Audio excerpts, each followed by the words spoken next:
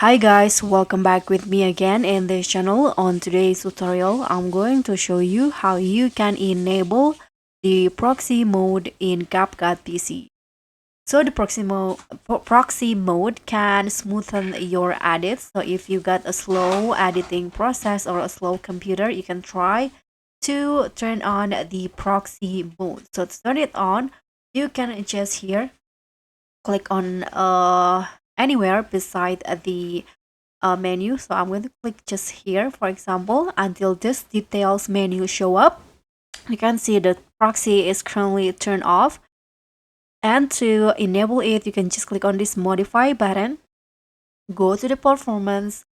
So you can see that by turning it on you can edit smoothly and faster without losing the video quality.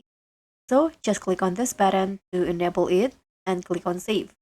But if you want to make it default so that proxy will turn on every time you start a new project, you can go to the settings, add the menu in here, setting, performance, and here you can just enable this, turn it on to edit smoothly and faster without losing video quality. So every time you start a new project, it will turn on or enable automatically.